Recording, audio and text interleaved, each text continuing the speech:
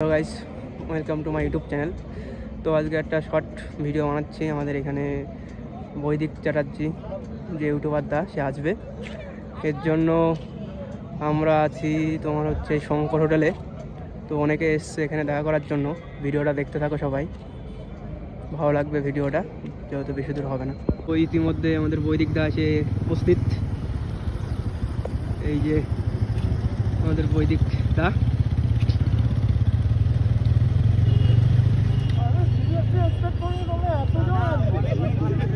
এই যে আমাদের বৈদিকটা আসছে। आप बोलो किस नगर में कितना फैन फॉलोअर है बोल आप। अरे भावाई যাচ্ছে না এখন তোমরা একটু আমি তো পর্যন্ত স্টেপ করছিলাম সাইড করে ए সাইডে নাও এটা আছে আমরা লাগছি করে হ্যাঁ কালকে যাচ্ছি এখান থেকে ডাইরেকশন এখান থেকে। তোমার আগেই ছিলাম, আমিও ফিরলাম দার্জিলিং থেকে আচ্ছা একটু আগে, 4 চাকা নিয়ে গেছিলাম। আচ্ছা আচ্ছা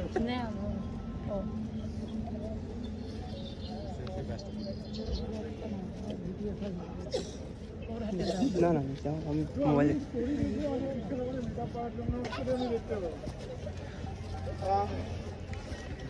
থ্যাংক ইউ সো মাচ এতজন আসার জন্য। হিমাদ্রিও রয়েছে। আমি তো রেডি হই বসে আছি। না তোমার গুছাতেই তো না মানুষের থেকে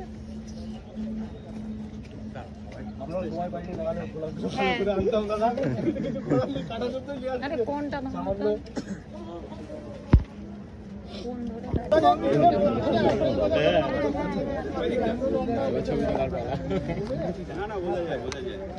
এই গাড়িতে যত কমফোর্টেবলি বসো বোঝা যায়। আচ্ছা আচ্ছা হ্যাঁ যাও যাও। এইটা কে দিল? আমি তো খেয়াল করিনি, সেট করে ঘুরে গেল কি করে? হিমাদ্রি আমি খুলে দিই আরেকবার। ঠিক আছে আরেকবার দাও তুমি।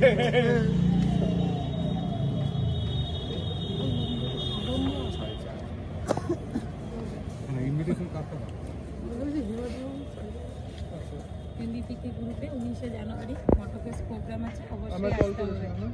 হ্যাঁ অবশ্যই আমি চেষ্টা করবো। আসতে খুব খুশি হব।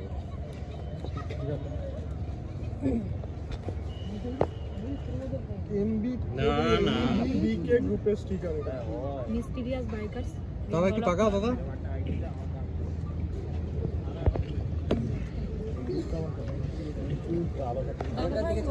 বৈদিকদার সাথে দেখা করার জন্য সব এসছে। এই যে আর এই যে হচ্ছে বৈদিকদার বাইক। তো আমরা এখন আছি এই শঙ্কর মিষ্টান্ন প্রতিষ্ঠানে। এই হচ্ছে সব বৈদিকদার সাথে এসছে দেখা করার জন্য।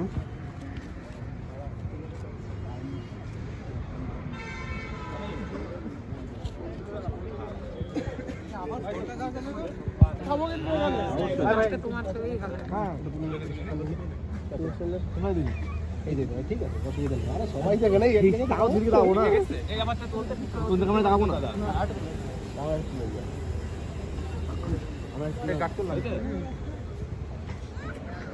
না এবার এদের চান্সটা হয়ে গেছে একটাও এখন অবধি এখন অবধি চান্স পাই। আচ্ছা এবার এই তো ফাইনালি আজ বৈদিকদার সাথে আমরা দেখা করলাম কৃষ্ণনগরে। অনেকটা খুশি। এটা এই যে আমাদের দিদি, ভিডিও কলে এই যে আমাদের আরেক স্যার। আমার তো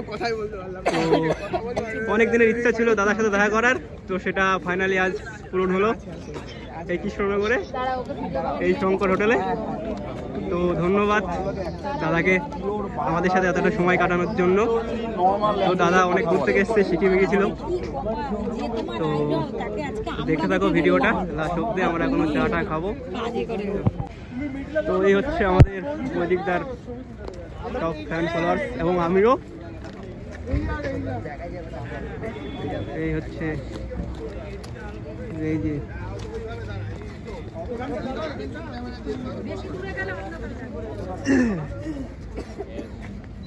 যারা একটু লম্বা লম্বা আছে তারা পেছনে মাঠে আমরা নদিয়ার সব থেকে বিগেস্ট মোটরফেস্ট অর্গানাইজ করতে যাচ্ছি। নদিয়ার বাইকার্সরা সবাই আসছে তো? সাপোর্টটাই চাই। চলো জয়রাত। আমাদের বৈদিক চার্চের পক্ষ থেকে আমাদের সবাইকে চা খাওয়াচ্ছে। এই হচ্ছে চায়ের কুপন, আর এই হচ্ছে প্রপার ভিউ, এই যে, আর এই যে হচ্ছে চায়ে। তো অ্যাডভেঞ্চার বাঙালির তরফ থেকে, এই হচ্ছে অ্যাডভেঞ্চার বাঙালির তরফ থেকে আমাদের চায়ের। এক্সারসাইজের মধ্যে থাকলে ভালো, অনেক অল্টিটিউড গুরুগম্বারে। কঠিন রাস্তা বলতে গ্যাংটক থেকে বেরিয়ে মাঙ্গানের পরে ওই নাগা ভিলেজ থেকে ভালো কঠিন রাস্তা। হ্যাঁ, আমি ওই শ্যুট করবো না করতে পুরোটা শ্যুট করতে পারিনি। এরকমও হয়েছে 2-3টে বাইকের ওখানে ক্লাচ প্লেট জ্বলে গেছে। ঠিক আছে, তো মানে নাগা ভিলেজ থেকে বেরিয়েই একটা পুরো কাদার রাস্তা। তারপরে গিয়ে একটা ক্লাইম্ব আছে, ক্লাইম্বটাকে চড়তে গিয়ে 2-3 জনের বাইকে ক্লাচ প্লেট জ্বলিয়েছে। হিমালয়ান ছিল মানে এখন যে ওয়েদারটারও তৈরি হয়েছে, মানে টুং চেকপোস্ট অব্দি খুব খারাপ রাস্তা। টুংয়ের পর থেকে আবার ভালো চুংথাং। হ্যাঁ, চুংথাং থেকেও রাস্তা খুব খারাপ। চুংথাং থেকে লাচেন অব্দি, আমি লাচুংয়ের দিকে যাইনি, আমাদের সময় ছিল না।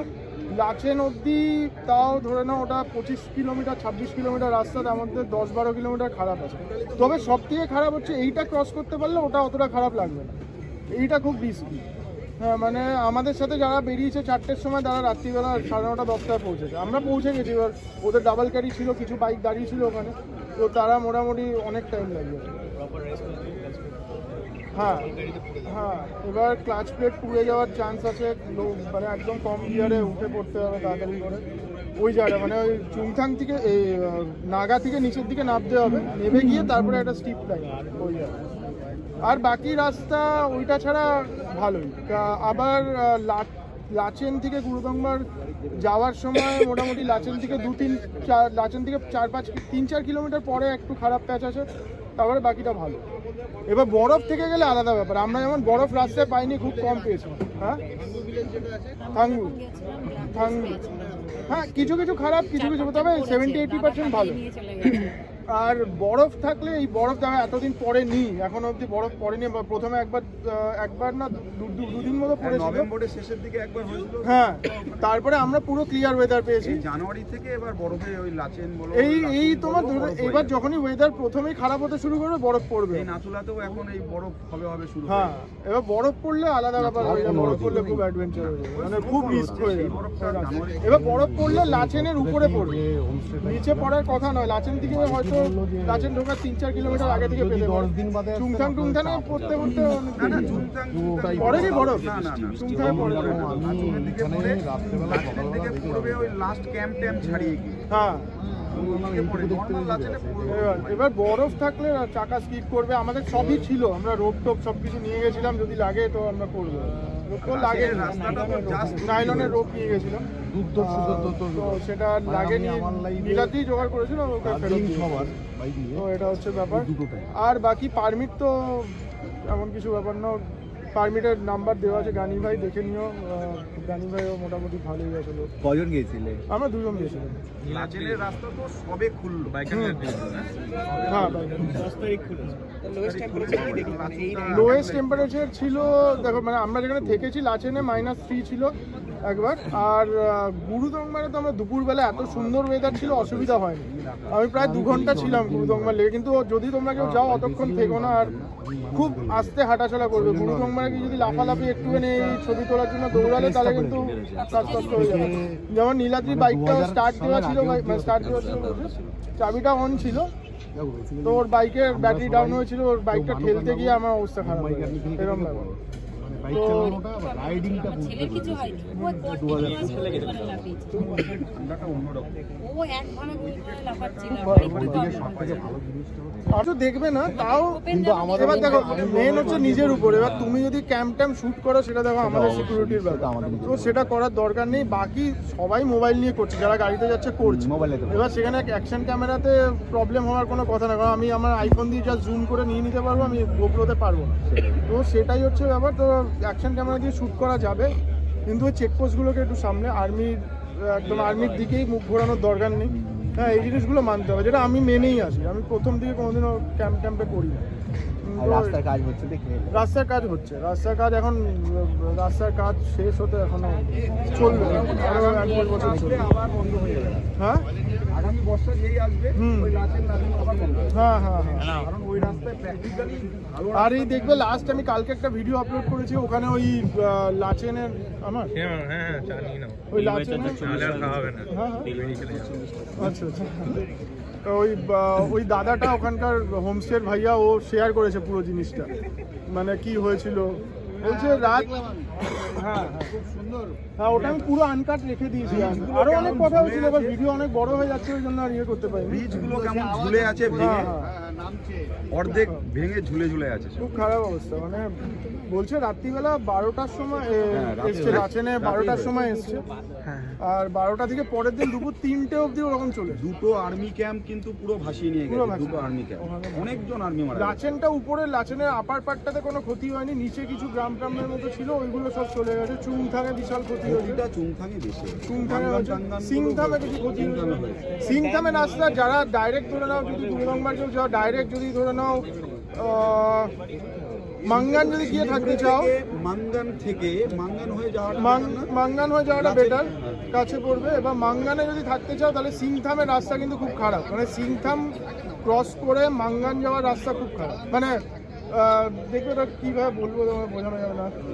একটা রাস্তা উপর দিয়ে মাঙ্গানে যায়, আরেকটা মানে নিচ দিয়ে বাদিক দিয়ে যায়, কিন্তু হ্যাঁ সেটা মাঙ্গান ছই না, মাঙ্গানকে ক্রস করে চলে যায়। হ্যাঁ, নিচ দিয়ে একটা তিস্তার নতুন ব্রিজ ক্রস করে যায়, ওটা জঙ্গু ভ্যালি হয়ে যায়, একদম তাই। হ্যাঁ, তো জঙ্গু ভ্যালির এবার রাস্তাটা হচ্ছে যেটা সিংথাম থেকে ডাইরেক্ট গ্যাংটক যেতে হবে না, সিংথাম থেকে ডাইরেক্ট মাঙ্গান যাচ্ছে, ওই রাস্তাটা মাঙ্গানের 10 কিলোমিটার পর থেকে খুব খারাপ। অ্যাকচুয়ালি নর্থ সিকিম কেউ যদি এই এক্সপেক্ট করে যায় রাস্তা ভালোই পাবো, এটা ফালতু। আর রাস্তা ভালো পেতে না, আমি যখন বলছি গানি ভাইকে ফোন করেছিলাম আগের দিন, মানে আজকে আমি প্ল্যান করেছি, আগামীকাল বেরিয়েছি, এরকম ভাবেই হয়েছে এইবারের ট্রিপটা।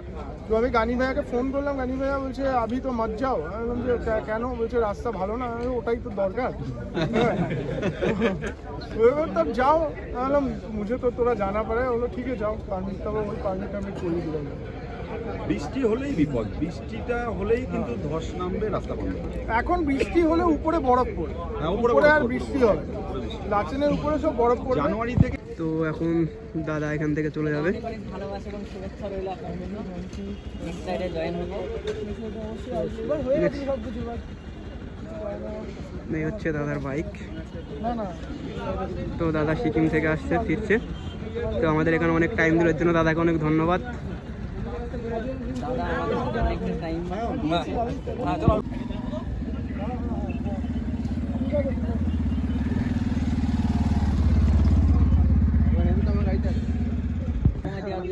দেখা হবে, আবার আসবো। কৃষ্ণনগর মনে থাকবে না, কৃষ্ণনগর দাঁড়াবেন দাদা, যখনই আসবেন আপনি দাঁড়াবেন। Thank you. Thanks a lot দাদা, অনেক অনেক ভালোবাসা রইল আপনাদের। আমি একবার চলে যাবো, আমরা আমাদের কাছে 98 কিলোমিটার মতো। হ্যাঁ, সার্ভিস থেকে নিয়ে আসলাম আজকে। আমি নেমেছি গাড়ি চালাবো।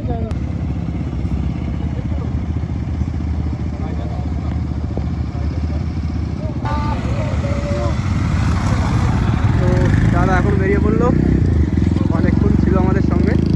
এই সব আর এই সব বাইকার সব দাঁড়িয়েছিল, এই যে